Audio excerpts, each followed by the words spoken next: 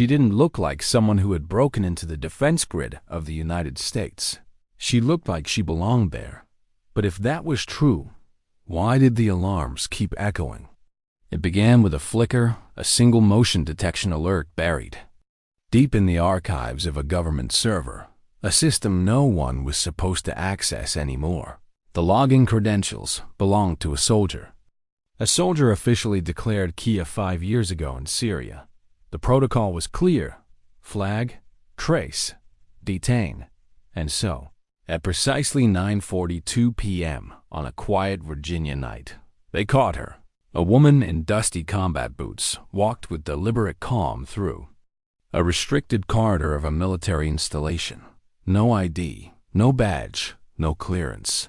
Yet she moved as if she owned the ground under her. Security converged. Armed guards raised rifles. But she didn't fight. She didn't run. She just raised her hands and said 5 words. "I need to speak now." They didn't know what to do with that. Moments later, she sat in an underground debriefing chamber, handcuffed to a steel-bolted table. Behind one-way glass, 2 senior officers observed her every movement. Her posture was straight, almost unnervingly composed. Her hair was pulled back, a jaw sharp under the fluorescent lights. She wore military fatigues without insignia, without name, without rank. The interrogating officer entered with a thick file. His tone was clipped, rehearsed. "Name?" "Sarah Blake." He flipped a page, frowned. "Your name doesn't exist in our system." "I'm aware," she said. "Affiliation?" Her eyes didn't move. "Cerberus Platoon." The room went silent. The officer laughed, the way a man laughs at a ghost story told too close to the fire. "That unit doesn't exist. That was just a myth, a rumor." Her voice cut through his disbelief like a blade. "Then what am I doing here?" On the other side of the glass, a gray-haired man leaned into the microphone. "Ask her for proof." The interrogator hesitated. Then, "You claim to be part of a disavowed unit. Prove it." She didn't blink. Slowly, Sarah lifted her left arm, turned it palm up, and rolled back her sleeve. The air changed. Ink ran across her forearm, black, faded, yet alive. A 3-headed dog, each head snarling outward, eyes etched in deep blood red. Below it, a string of Roman numerals, coordinates, a date, the Cerberus tattoo. The interrogator's voice cracked. "Where did you get that?" Her eyes burned into his. "We were marked. The day we went black, you either died with it, or you lived hiding it." The young analyst in the observation room shifted uncomfortably. "Is that real?" he whispered. The older man was already on a secure line. "Get Admiral Krell now." Inside, Sarah rolled her sleeve back down, covering the ink that seemed to throb like an open wound. She placed her hands flat on the table. Her voice carried a weight that filled the room. "I didn't come here by accident. Someone's waking Cerberus up again." The officer's throat tightened. "Explain." Her stare didn't waver. "You lost track of something that should have stayed buried. 2 weeks ago, someone accessed a file locked behind a Cerberus protocol. That's what triggered your alert. You expect us to believe you somehow tracked that?" "I was part of the system," she said. "I know the triggers. I know the access points. And I know who's behind it." The officer leaned in. "Who?" For the first time, her composure cracked. A flicker, a tremor. Not fear, but something close. "Major Vos." The officer nearly choked. "He's dead. He died in the Aleppo blast." Sarah's voice lowered, gravel soft, steady as stone. "No. He lived. And if I'm here, it means he's found a way to rebuild what we ran from." Behind the glass, the young analyst ran her facial ID. 92% match. "Codename Echo," declared Mia in the Cerberus files. The officer inside the room swallowed hard. "What do you want from us?" "Protection, temporary clearance, and a plane to Montana." "Montana?" "There's a cabin, a drive buried under the floorboards. Mission data, real data. What happened that night? What was done to us? And what's coming next?" The officer exhaled and stood, trying to regain his authority. "We'll get back to you." Sarah didn't move. Her voice cut through the air. "Tick-tock. Every minute we wait, someone else dies." Behind the glass, the phone speaker crackled to life. The Admiral's voice was sharp. "Secure her. Activate shadow flag.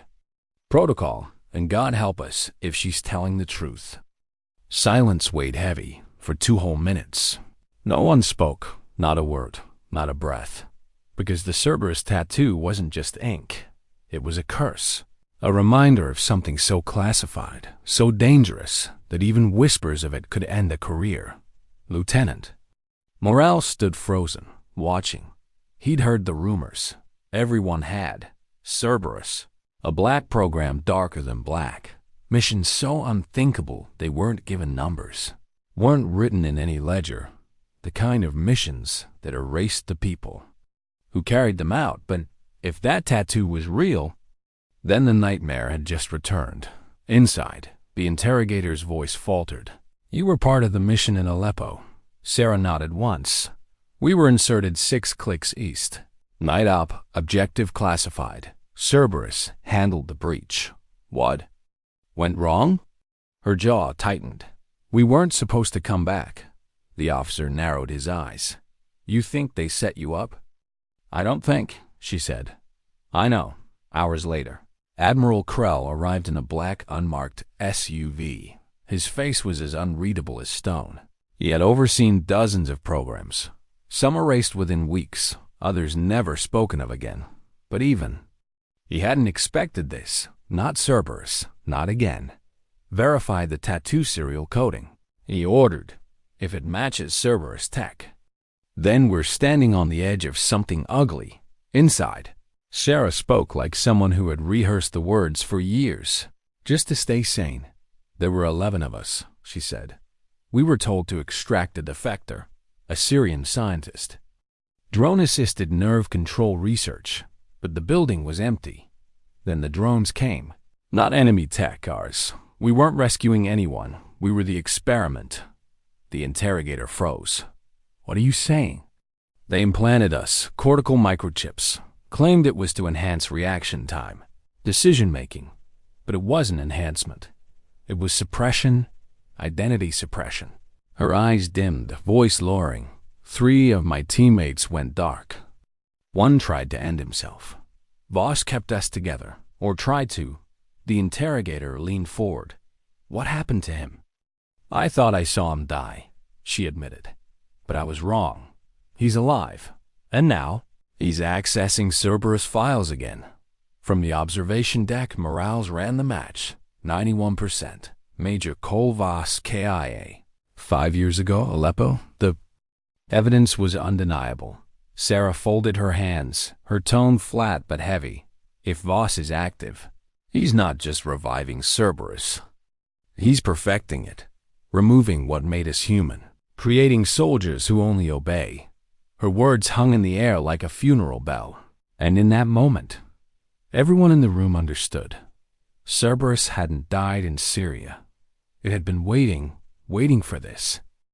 What did she mean, Montana? Why there? The officers in the observation room exchanged uneasy glances. Montana wasn't a battlefield. It wasn't a city. It was nothing but mountains and ice, endless forests, silence. And yet Sarah spoke it with certainty. A place where something was buried. The Admiral's voice cut sharp over the line. "Prep immediate transfer. Shadow flag protocol. No one outside this room is to know." Sarah didn't look relieved. She didn't look afraid. She just sat there, wrists cuffed, eyes steady, waiting. They thought she needed protection. They didn't understand. She wasn't asking for safety. She was asking for time, and time, she knew, was running out hours later. The air hummed with the sound of the blackbird. Not a standard transport. This was shadow protocol. The kind of flight not logged in any system, not acknowledged on any radar. Only 3 people were on board. The pilot, Lieutenant Morales, and Sarah. Morales sat across from her, studying the woman who wasn't supposed to exist. Her eyes were closed, face calm. Yet her hands twitched slightly against the restraints. He leaned forward. Why Montana? Why now? Her eyes opened, slow, deliberate. Because I buried the truth there. And now, someone's digging it up, Morales frowned. A truth strong enough to bring you back from the dead? Her gaze pierced him. You wouldn't believe me if I told you. He almost laughed. Try me. I just watched you roll up your sleeve and shut down a room full of colonels with a tattoo. She studied him for a beat, then exhaled. Aleppo. Wasn't a mission. It was a trial run. They called it the switch. A cortical implant designed to sync combat reflexes with real-time tactical data. In theory, it made us faster, smarter, unstoppable. And in reality, her jaw tightened. It erased us, piece by piece. First confusion, flashbacks, then blackouts. Hours missing from memory. Some woke up miles away with blood on their hands. Others never woke up at all. Morale shifted uncomfortably. And you? I fought it, she whispered. That's why I survived. That's why Voss needs me now. Her voice broke slightly on his name. Morales caught it. You cared about him. Silence. Then, he cared about us. Or maybe he pretended well enough that we believed. But when the order came, he didn't hesitate. He chose the mission. He chose the system. And we were the casualties. The cabin fell quiet. The blackbird rattled softly against the high-altitude winds. Morales wanted to ask more, wanted to understand how a ghost unit had come back from the grave. But Sarah had closed her eyes again. Conversation over, beneath them. Montana stretched endless and black, a wilderness untouched. The kind of place people disappeared into, the kind of place secrets could stay hidden forever. The blackbird touched down in a clearing half a mile from the cabin. Fog rolled thick across the tree line, swallowing sound, muting the crunch of boots. Against frozen soil, Sarah walked point, her stride steady, as if she had memorized every tree, every root, every stone. Morales followed close, his hand near his sidearm, not because he thought she was a threat, but because something about the air felt wrong, too still, too expectant. The cabin appeared through the mist.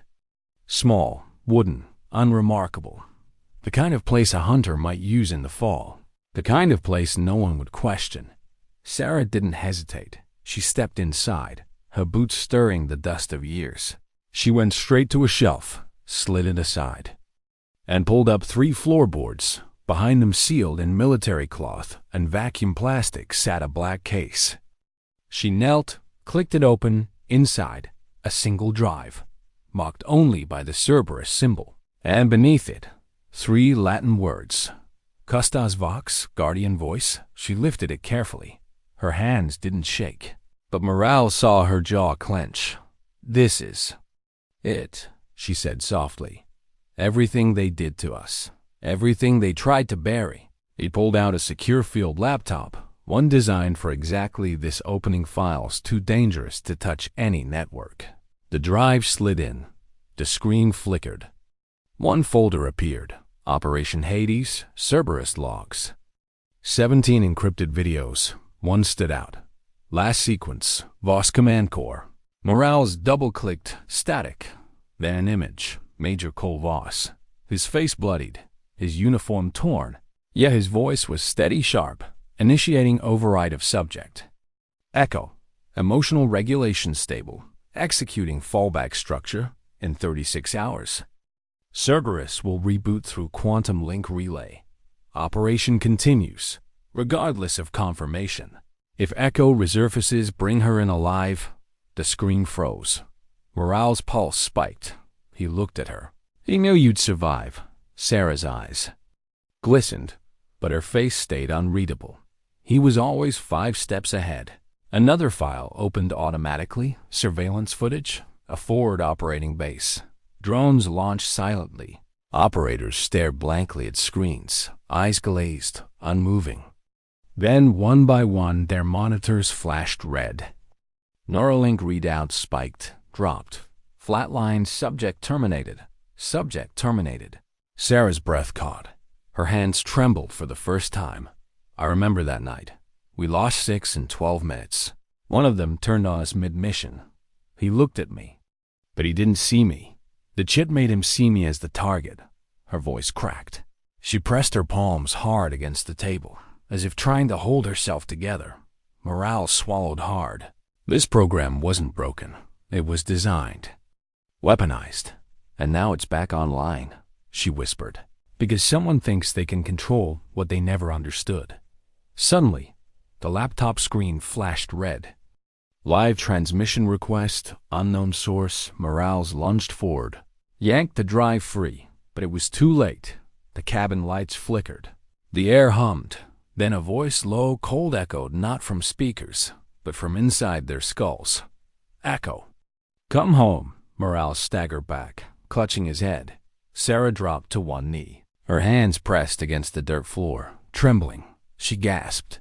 It's him, boss. How the hell? The chip, she rasped, tapping her temple. The drive linked us. If it connects, so do we. Morale's chest tightened. Then he knows where we are. The sound came first. A low rumble through the trees. Then headlights, 4 black vehicles cutting through the fog. Engines muffled. Shadows moved between them. Men in dark gear. No insignia. No mercy. Sarah's voice was ice. They're here. Morales drew his weapon. Move. They bolted out the back just as the cabin erupted in fire. The explosion ripped through the night, a wave of heat tearing at their backs. MP charge. Evidence erased. Gunfire followed. Sharp cracks echoing through the forest. Bark splintered. Frost scattered. Sarah dove, rolling into a frozen stream bed. She ripped open a steel hatch buried beneath the dirt. A cache she had hidden years ago. Inside 2 suppressed pistols, thermal gear, and a signal disruptor. She tossed one pistol to Morales. They didn't come to capture. They came to wipe. Use both. He chambered around, breath sharp. How far to extraction? 7 miles west, cliffside, a vac route, but there's only one way through. Then lead. The forest swallowed them, shadows chased close behind, and somewhere in the darkness, Major Cole Voss was watching. How far can 2 people run in the dark before the forest itself turns against them? The night seemed endless. The trees pressed close, thick with fog, shadows shifting like predators. Sarah moved fast, her body guided by something beyond instinct muscle. Memory carved into bone. Morel struggled to keep pace, his boots slipping against frost-covered roots, his breath harsh in the cold. Behind them, silence. No engines, no shouts, no careless footsteps. Their hunters had gone on foot, silent. Patient, methodical. Sarah didn't need to see them to know. They were closing in. Infrared sweep in 3 minutes.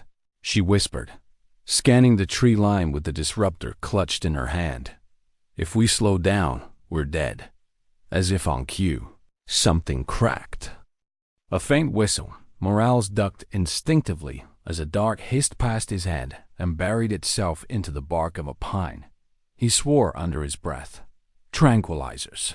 Sarah's voice was sharp. They want us alive for now. Another dart sliced. The air. She shoved Morales down just in time. The dart thudded into the snow inches from his hand. Then silence again. They ran faster, desperate. The incline steepened, the ground shifting into jagged stone. Above them loomed the cliffside, black and sheer. Sarah found the marker, a small moss-covered outcrop. She knelt, brushing away dirt and snow until her fingers found the padlocked keypad hidden behind rock. She punched in the code from memory. The hatch clicked. Inside, she ordered. Morales ducked through. Sarah followed, pulling the hatch closed behind them. The tunnel was narrow, carved into stone, cold air brushing their faces as they moved. Deeper inside, but halfway through, the sound came, a high-pitched tone. Not audible, felt. Sarah staggered, clutching her head. The disruptor slipped from her hand. Her knees buckled. Sarah! Morales caught her as she fell, but his own vision blurred. The sound wasn't sound at all. It was inside them, a frequency drilling into their implants, forcing their nerves to misfire, their bodies to betray them. Sarah's voice was broken. "It's Voss. He's pulling." Her words dissolved. The darkness swallowed them both. When she woke, the world was metal, cold, stale, clinical. Her wrists were bound, shackled to the floor, her ankles chained. The ceiling above her flickered with pale fluorescent light, and across the room, sitting calmly at a stainless steel table, was Major Cole Voss. He hadn't aged, not in the way he should have. His hair was still trimmed close, his uniform crisp, his jawline sharp. But there was something wrong, something inhuman in the way he sat, the way his eyes didn't quite blink, the way his skin looked just a little too smooth, like a mask stretched too tight. "Hello, Echo?" he said. Sarah froze. The sound of his voice cut deeper than any weapon. She didn't answer. "You always were the hardest to break," he continued, his tone soft, conversational, as if they were simply old comrades meeting again. "Even with the chip, even when we ran full suppression, you resisted."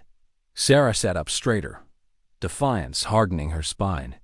"Why am I here?" "Because you're still linked to the original node," he said. "Your code imprint is the final piece I need." Her voice was iron. "I burned the protocol twice." Voss leaned forward, a ghost of a smile tugging at his lips. "But you didn't destroy it. You copied it. You buried it. You kept it alive, just like you. And now, thanks to your little drive, I have access to the final layer." He slid a screen across the table, her neural map, pulsing lines of her brain activity. In real time, data streams flashing across the display like veins of light. "You've already been syncing with the mainframe for hours," Voss said quietly. "Everything we need is downloading." Sarah's heart lurched. She pulled against the chains, but the steel held firm. Voss stood, hands clasped behind his back, pacing slowly. "Cerberus isn't just a team anymore. It's an ecosystem. Human instinct combined with precision warfare. And you, Echo, you were the heart of it." Her voice cracked. "I was the conscience, the emotion you couldn't program." He stopped, his eyes locked on hers, cold, empty. "Exactly.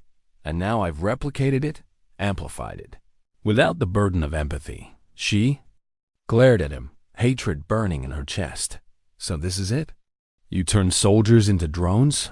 Machines in human skin?" His head tilted, expression calm. "Not drones, not machines. Perfect soldiers. No hesitation, no fear, no mercy. Only outcomes. And the others?" Her voice sharpened. "My squad, my family. What did you do to them?" "They served their purpose," he said, his tone chillingly flat. "Some even volunteered at first. They believed in the mission. As you did." Her jaw clenched, eyes wet with rage. "You killed him." He didn't deny it. Instead, he leaned closer. "But you were special. You had clarity. No matter how hard I pushed, I couldn't erase it. But I can replicate it now. And once I do, hesitation itself will be extinct." Alarms blared suddenly, red lights flashing. A voice crackled through his comms. "Unidentified aircraft approaching the ridge. MP's signature detected." For the first time, Voss's calm faltered. Sarah allowed herself the faintest smile. "That shadow light." Voss tilted his head, amused despite the intrusion.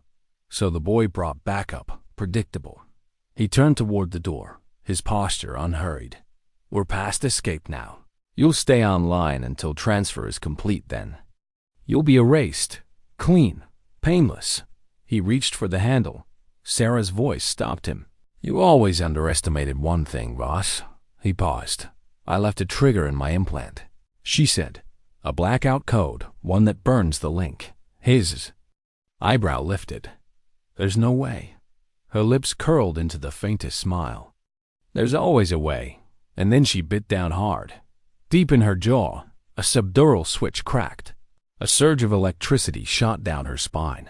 Sparks danced across the walls. The lights flickered. The neural map on the screen glitched violently. Voss snarled, "Shut it down."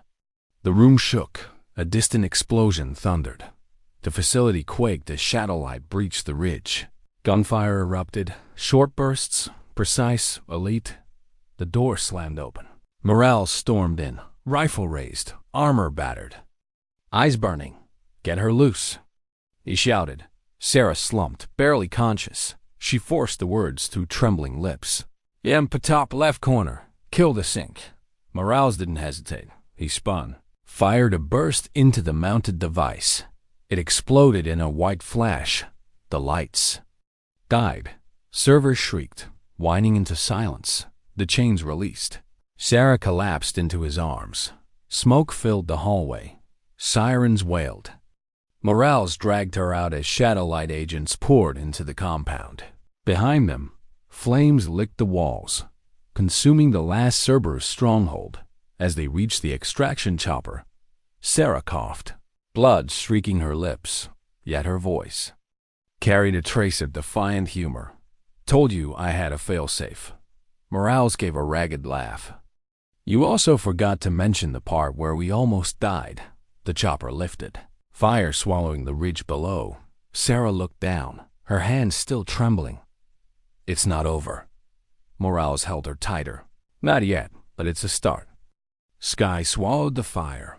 The ridge burned, and the nightmare of Cerberus seemed, at least for now, to be gone. Washington was raining when the Shadowlight transport touched down at Andrews. The storm had rolled in heavy, smothering the sky. Thunder rumbling over the Capitol like an unspoken warning. Floodlights cut through the downpour, illuminating the landing pad as the transport's ramp hissed open. Sarah Blake was unconscious. At least, that's what they thought. She lay strapped to a biocontainment gurney, medical monitors blinking steadily at her side. Not because she was violent. Not because she was a prisoner, though it looked that way, but because no one in the hangar trusted the thing inside her skull. Her body had been carried out of fire, but her mind, they weren't sure who still owned it. Lieutenant Morales stood just outside, soaked through, his arm bandaged from a gunshot graze. His eyes followed the medics as they rolled Sarah down the ramp. They moved as if she were a ticking bomb, as if at any second she might detonate in ways they didn't understand. He clenched his jaw. She wasn't a bomb. She was a survivor. "Lieutenant." "Morales." The voice behind him was cold, controlled. He turned. Admiral Krell stood under a black umbrella, flanked by two agents in suits too plain to be anything but intelligence. His face betrayed nothing. His words, even less. "We've reviewed your report. Incomplete as it is." Morales wiped rain from his eyes. "That's because the rest is classified even for me." "You went off protocol," Krell said. "Engaged without command, and you destroyed a facility housing $6 billion in active research." Morales stepped closer, his voice sharp. "That wasn't research. That was resurrection." For the first time, something flickered in the Admiral's eyes. Recognition, guilt, or maybe just fear. But the mask returned quickly. "She has the last Cerberus code in her head," Morales pressed. "And we're just lucky she chose to come to us first." Krell didn't answer. He waved the agents forward. "She'd be secured, monitored, and placed under medical lockdown."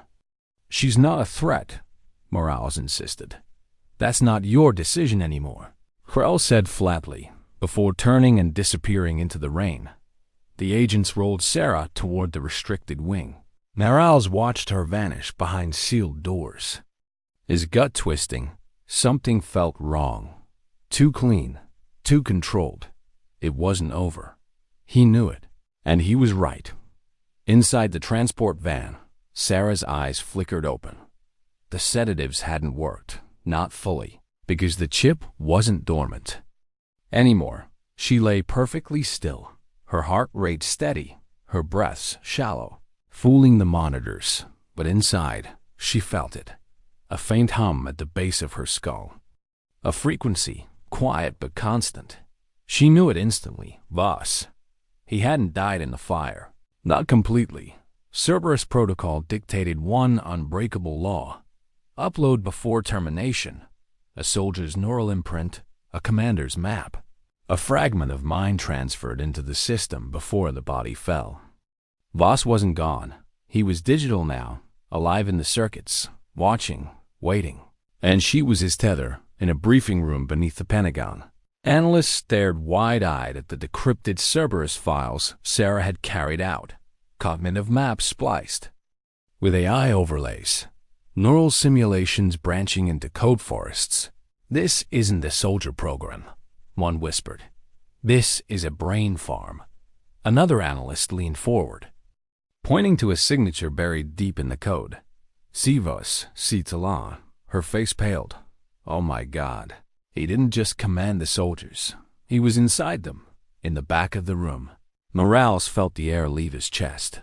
He rose abruptly and walked out. His footsteps echoed down the hall, heart-pounding. Sarah wasn't just a survivor. She was a host. Down in the medical wing, alarms chirped. Sarah's vitals spiked. The neural scanner above her bed lit up with a storm of activity. 2 guards rushed in, weapons raised, but Sarah remained motionless, her eyes open, pupils dilated, unblinking, listening. "Don't move." One of the guards barked. She didn't look at him. She was hearing something else inside her skull. A whisper, low, commanding, familiar echo. "Execute contingency." Her body convulsed. A scream ripped from her throat, but she wasn't screaming. Alone, across the country in 4 separate defense labs, Cerberus prototypes thought to be dormant suddenly jerked awake. Their pulses spiked. Their eyes rolled back. Implants sinking, alive again, voice had reconnected. Morales reached the medical wing just as the emergency doors slammed shut. Through the reinforced glass, he saw Sarah curled on the floor, blood streaming from her nose, her body trembling violently. He slammed his fists against the door. "Sarah, fight it!" Inside, her voice cracked through clenched teeth. "He's inside."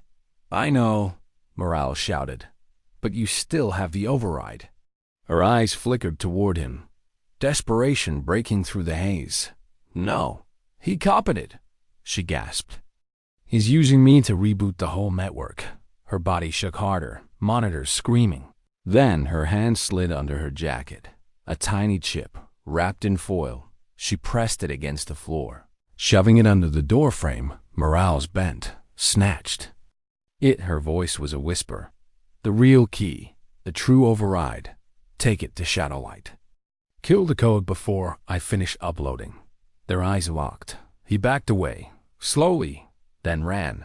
In Shadowlight's tech bunker, analysts crowded around the isolated decrypt terminal. Morales slammed the chip down. "Burn it," he ordered. "Delete." Tech slid it into the system. Screens exploded with data. Cerberus command trees, root sequences, neural links. It wasn't just software. It was him. Voss fought back. Code mutated in real time, trying to survive. A digital scream echoed through the system as if the machine itself were alive. The override clashed. Algorithms tore into each other like predators. Then catch the screen blazed white. A scream ripped through the speakers. Distorted. Raw. "No. You are mine." And then silence. The terminal went dark. Cerberus, after all these years, was gone in the medical wing. Sarah lay motionless. The pressure was gone. The screaming had stopped. Her hand twitched. Her eyes blinked slowly, painfully, and she whispered, almost too soft to hear, "It's finally quiet." But quiet never lasts. In a server farm somewhere in Eastern Europe, beneath layers of fake corporate routing, a single line of Cerberus code blinked to life. Subject _07. Status: awakening. The pulse came once, soft, silent, unnoticed, and far from Washington. Something that once had a heartbeat opened its eyes again. How do you know when the war is truly over? When the fire goes out or when the silence feels wrong? Sarah sat upright in her containment room, staring at her reflection in the reinforced glass. The storm outside had passed. The Pentagon hummed. With normalcy again, reports filed, analysts typing, voices low. But she felt it. Not peace, not safety, something else. She pulled her sleeve up. The tattoo glared back at her. Faded ink etched into skin like a scar that refused to heal. The three-headed dog, Cerberus, her whisper fogged the glass. "I buried you." The intercom clicked on. A calm female voice. "Sarah, Admiral Krell would like to speak with you." She didn't answer. She didn't need to, because the hum in her chest had returned. Faint, mechanical, not a heartbeat, a signal. Someone was still online, 2 floors down. Morales stood inside the Shadowlight bunker, staring at decrypted logs. Banks of screens filled the room. Analysts hunched over keyboards, eyes bloodshot. The override had worked. Voss's root tree was gone. The Cerberus network fried, and yet the monitors still pinned. Low-frequency signals. Deliberate, too steady to be noise. Morales leaned over an analyst's shoulder. "Pull every surviving log." Keys clattered. A file surfaced. There had been 12 Cerberus soldiers in the original batch. 11, Morales corrected. Sarah said one didn't make it through programming. The analyst frowned. "Not." According to this, a screen lit up. Subject _07. Morales' blood ran cold. Who was he? "Raynor," the analyst said quietly. "The one who tried to end himself during testing." Sarah thought he didn't survive. But he did. Morales' jaw tightened. And then he disappeared. The analyst scrolled. His biometric trail shows Poland, then Latvia, Iceland, the last ping. 36 hours ago, Minsk. Morales exhaled slowly. Raynor didn't die. He adapted. Far from Washington, inside a crumbling apartment block in Minsk, a man sat on the edge of a bed, shirtless, silent, his back scarred with surgical lines. Faint traces of Cerberus ink, but his tattoo wasn't like Sarah's. One head of the three-headed dog was missing, incomplete. He stared at a wall covered in maps. Photographs, satellite schematics, in the center pinned over and over was Etoos. Single face, Sarah Blake. A cable ran from the base of his neck into a laptop. Data feeding directly into his cortex. The screen shifted through images of Sarah, frame by frame. Surveillance feeds. Recent reel, his head tilted. Eyes blinked too slowly. The screen pulsed. A single line of code scrolled across it. Directive. Received. Infiltrate, mimic, neutralize. He stood, pulling on a coat. The cable tucked into a hidden collar. He left the room without closing the door. Back in Washington, Sarah was restless. Sleep had become a stranger. Every time she closed her eyes, she saw faces.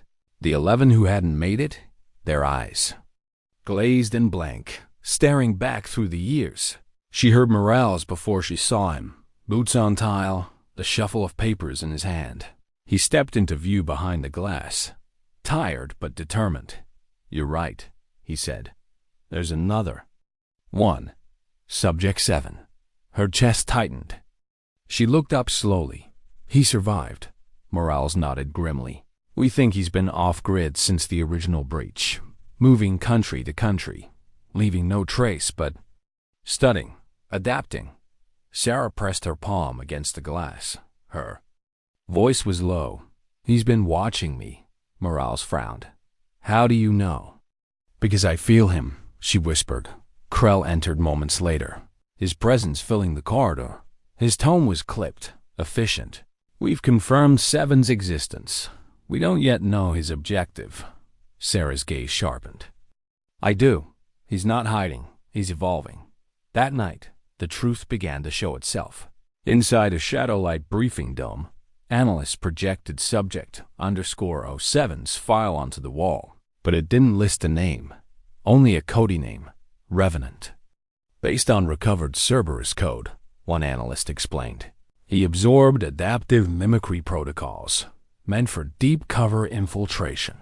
He doesn't need commands, he learns." Krell folded his arms. "So he's Voss 20, Morales shook his head. "No, He's what Voss wanted to become. The screen shifted. Footage rolled of a U.S. consulate staffer entering an embassy. But there was a problem. The staffer had been reported dead 2 days earlier. Another clip, a Shadowlight operative in Belarus. The same face, the same walk. The room went still. These aren't fakes, the analyst said. Not digital, not masks. This is surgical mimicry. Null overlays. Behavioral syncing. Revenant doesn't break in. He replaces. Morale's stomach turned cold. He is the break-in. Hours later, Sarah sat awake in her containment cell. The lights flickered. She stared at the reinforced glass, and then her breath caught. Her reflection smiled back at her, but she hadn't moved. She rose slowly, every nerve on fire. Her reflection moved with her, but a fraction too late. The timing was wrong. The tilt of the head unnatural. The eyes hollow, calculated. Sarah stepped closer. The reflection leaned closer too, and then it smiled.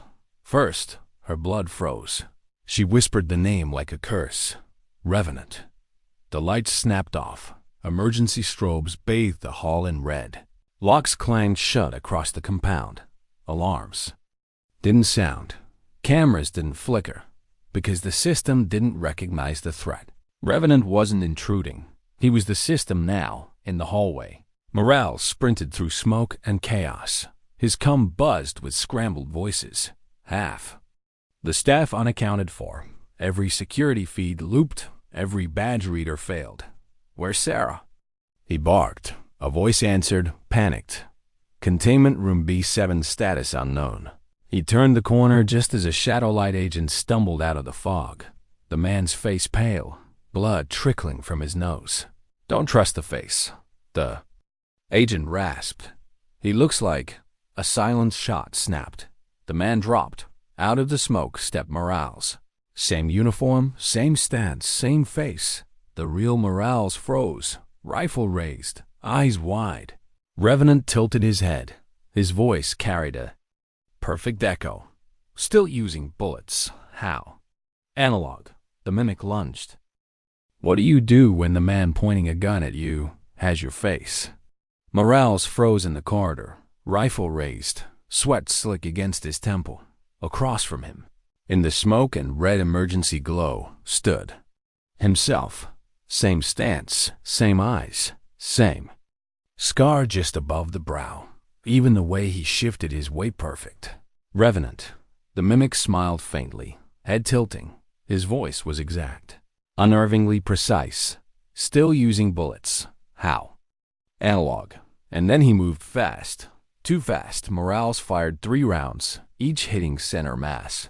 Revenant staggered back, but instead of blood, the wounds pulsed. Skin shimmered. Muscle reckoned. Nanoflesh crawling to life like liquid metal. He straightened, unharmed, grinning. Imitation may be flattery, he said, but evolution, that's survival. And then he lunged. The collision was brutal. Morale slammed into the wall. Rifle wrenched from his hands. A fist drove into his gut. Another to his jaw. He tasted blood. His double fought with his strength, his precision, but stripped of hesitation. The perfect predator, Morales fought back. Wild, desperate, elbow strike. Knee to the ribs, Revenant absorbed the blows, adapting with each one. His movements became sharper, his counters cleaner, as if every strike Morales threw taught him something new. And then the mimic whispered in his ear, voice identical to his own. You can't win, because I'm already you, inside her containment cell. Sarah heard the fight through the walls. Shouts, gunfire, silence. Her chest heaved. She couldn't wait for Shadowlight's permission. Not anymore. She gritted her teeth, dislocating her thumb with a sharp, sickening pop. Pain screamed through her arm, but the cuff slipped loose. She pulled free. Blood slick against her skin. From beneath the cot, she retrieved the shard of metal she had hidden days earlier, pried from a vent. She struck the glass. Once, twice, the third time, it shattered. She crawled through, barefoot, bleeding, every nerve alight with urgency. In the corridor, She moved like instinct. Silent, precise, a shadow among shadows. The smoke thinned as she neared the vault. The one place Revenant would go. The one place he had to go, because that was where the neural duplicator lived. The servers that held the last Cerberus imprint. And the real override. The vault door loomed steel, reinforced. A cold hiss of air seeping through the seams. Sarah pressed her badge. Retinal scan, access confirmed. The door slid open. The vault was a cathedral of machines. Thousands of servers lined the walls, glowing blue in the dark. Cables snaked across the floor like veins. At the center stood the duplicator, a device built to capture and copy neural imprints. To house fragments of minds like data files, Sarah's stomach clenched. This was where they had been broken, where Cerberus had been carved into pieces of code, and now Revenant wanted it. She stepped inside, the door hissing shut behind her. Her breath hitched. She wasn't alone. Footsteps echoed, calm, deliberate.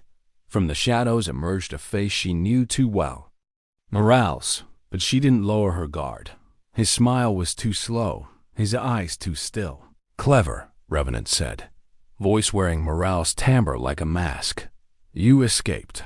Sarah's grip tightened on the shard in her hand. Her voice was steady. You came back. He stepped closer, his form glitching slightly, as if his body hadn't decided which identity to wear. For a moment, his features rippled Morales. Then Voss, then someone else entirely. I came to finish it, he said softly. You could have ruled it, Sarah. You had the missing key, the emotional code, the part that made them human. That key was never meant to be used. Revenant tilted his head, eyes glinting with something like admiration. Don't you see? We are gods now, ghosts of machines, memory without mortality. Why kill the future? Her voice cut like a blade. Because it isn't human. No, Revenant said. It's better. And then he lunged. Sarah ducked, rolled, the shard slicing upward. Sparks flew as it scraped his nanoflesh, tearing skin that wasn't skin. He snarled. The sound mechanical. Wrong. She bolted for the console. Slid the real override chip into the terminal.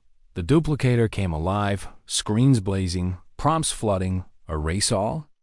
Confirm. Her finger hovered, but she hesitated. If she confirmed now, she'd wipe Cerberus clean. Revenant would fall, but so would every record of what had been done.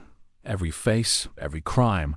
Her entire platoon's memory gone like they never lived. Do it, Revenant hissed, striding toward her. His body flickered Morales. Voss, her own reflection. Erase it, because without me, you have nothing. She glared back, tears burning her eyes. You're wrong. His hand shot forward, but she slammed the command. Yes, the vault screamed. Servers sparked. Lights flickered violently. Electric pulses surged through the duplicator. Revenant froze mid-stride. His body convulsed, twitching, glitching between faces. Morales, Voss, Sarah, blank. His voice cracked, distorted static grinding into words. You were the only real one. And then silence. His body collapsed, twitching once before falling still. His face flickered one last time hers, before fading to blank. The vault went dark. Sarah slumped against the console, shaking, sobs tearing loose from a chest she had kept locked for years. It was over, or it should have been. The door burst open. Real Morales stumbled in, battered, bloodied, one eye swollen shut, rifle limp in his hands. He froze at the sight of her, trembling, alive. The duplicator smoldering behind her. You did it, he rasped. She wiped her face, voice raw. We did it. And for the first time, she let herself believe it. Cerberus was gone, finally gone. How do you grieve men and women who never had graves? 2 weeks later, Sarah sat on a bench in Arlington National Cemetery. The rain had returned softer now, a thin gray curtain over the white rows of stone. Morales sat beside her, silent, before. Them stood 11 headstones, empty coffins, the original Cerberus team. Each stone bore only initials and a unit number. No families notified, no funerals. The missions had been too classified. The soldiers too erased. Sarah's voice was quiet, almost reverent. They never got a choice. Morales nodded. His hands rested against his knees, his face lined with exhaustion. But you gave them peace. Her eyes dropped to the wet grass. Peace, was that what this was? Or just another layer of silence on top of truth? She rolled her sleeve up. The tattoo stared back at her black, faded permanent, the three-headed dog. For years it had haunted her, burned against her skin like a brand. Now it felt different. Not a curse, not a chain, just memory, she whispered to it. You can rest now. Morale shifted, watching her closely. His voice softened. Corral signed the papers this morning. You're off record, no more tracking, no more lockdown. You're officially a civilian again. Sarah gave a small, hollow smile. Until someone resurrects another ghost protocol. Morales leaned back, rain running down his face. We'll burn that bridge when we cross it. For the first time in years. She laughed. Not bitter, not hollow. Just human. But laughter never lasts long in shadows. Back in Shadowlight's bunker, Krell stood before a wall of monitors, agents moving around him like a machine. He stared at the report in his hand. Cerberus override complete. Subject revenant terminated. Threat neutralized. But the Admiral's jaw was tight, his eyes cold. He didn't believe in clean endings. Not in programs like this. Not in people like Sarah Blake. He signed the order anyway. Case closed. Later that night, Sarah returned to the Shadowlight vault one last time. The duplicator had been dismantled, its core locked away in lead shielding, its drives sealed in black cases. She moved quietly, unseen, at the far end of the room. She found it, one drive. The last copy. She lifted it carefully, her reflection staring back in the glossy surface. For a long moment she just held it. Then she slid it into a steel case of her own, locked it with no password on a strip of paper. She wrote 6 words, "Let the dead rest." She taped it to the casing, drew the dog beneath it, 3 heads. All eyes closed, and she walked away. Outside, the city buzzed as if nothing had happened. Cars honked, lights glowed, life moved on. But Sarah knew better. Cerberus was gone, but ghosts never stay buried forever. When a soldier leaves the war, does the war ever leave the soldier? Sarah Blake tried to believe it could. Weeks passed in silence. She stayed in a small apartment just outside D.C., a place with bare walls and second-hand furniture, the kind of space where no one asked questions. The kind of space that pretended to be normal. Every morning she woke before dawn, her body still trained to rise at the edge of danger. She ran the same 5 miles. She ate the same bland meals. She cleaned her rifle, though she never fired it. Routine. It was supposed to be healing, but silence has a weight all its own. Some nights she dreamed of the ridge, the fire, the screaming voices through neural links. She'd wake with her hands trembling, her breath ragged, the hum at the back of her skull pulsing faintly like an echo of something that should have been dead. She didn't tell anyone, not Morales, not Shadowlight, not Krell, especially not Krell, because Krell still watched her every so often. A car would idle too long on the street below her window. A man would sit too still in the corner booth of the diner. A phone would ring once, then fall silent. Shadowlight called it routine monitoring. Sarah called it what it was, fear. They feared her as much as they feared Cerberus. Morales was the only one who treated her like a person. He stopped by sometimes with takeout, sitting across from her at the small wooden table, talking about nothing baseball. Traffic, bad coffee. He never asked her about Aleppo. Never asked about the tattoo. Once, though, when she caught him staring at the ink on her arm, he said quietly, "You ever think about removing it?" She shook her head. "You don't erase scars. You live with them." He didn't argue. It was late one night when she felt it again. She had been staring at the city lights, her sleeve rolled up, her fingers brushing the tattoo like a habit she couldn't break. Then the faint hum, a pulse behind her skull, her breath caught, not Voss. She knew his frequency too well. This was different, softer, colder. Her reflection in the window blinked back at her. Too slow, too deliberate, her chest tightened, revenant. But no, he was gone. She had seen him die in the vault, seen his body convulse and collapse, seen the servers burn. So why was her reflection smiling at her? She stepped back, heart pounding. Her apartment was silent, nothing moved, but the glass was still wrong.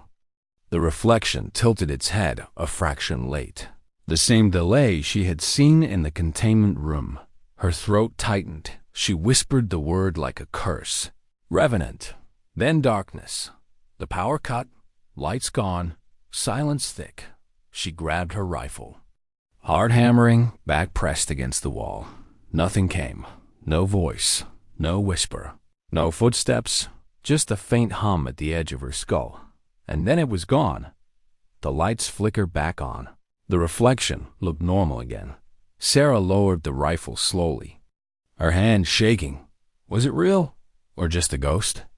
The next morning, Morales arrived with 2 coffees. He saw her pale face, the bags under her eyes, the rifle propped against the couch. You didn't sleep. She shook her head. Something's still out there. He didn't press. He just set the coffee down and sat beside her. Sometimes words weren't needed. Later that week, Sarah went back to Arlington. She stood alone before the 11 stones, the rain washing her hair flat against her face. She rolled her sleeve up again.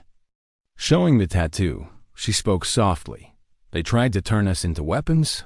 They tried to erase us. But I'm still here, and I'll carry you with me. Always. She didn't cry. Not anymore. The tears had burned out years ago. She just stood there, sleeve rolled up, letting the rain run over the ink like blood washing away from skin. And for the first time, she felt not haunted but whole. She turned, walking away slowly, the rows of stones fading behind her. Far away, in a server farm buried beneath a corporate front in Nevada. A single drive sat on a shelf, sealed in lead, powered down, marked with her note, "Let the dead rest." But across the ocean, in an abandoned bunker outside Minsk, another server hummed softly. A line of code pulsed to life, subject _07. Status: active. Directive: observe, adapt on a flickering monitor. An image updated, Sarah Blake's face. Frame by frame, watching, learning in her apartment that night, Sarah finally slept. The rain tapped against the window. The city hummed below. For now. It was quiet, and sometimes dignity doesn't speak. It simply acts.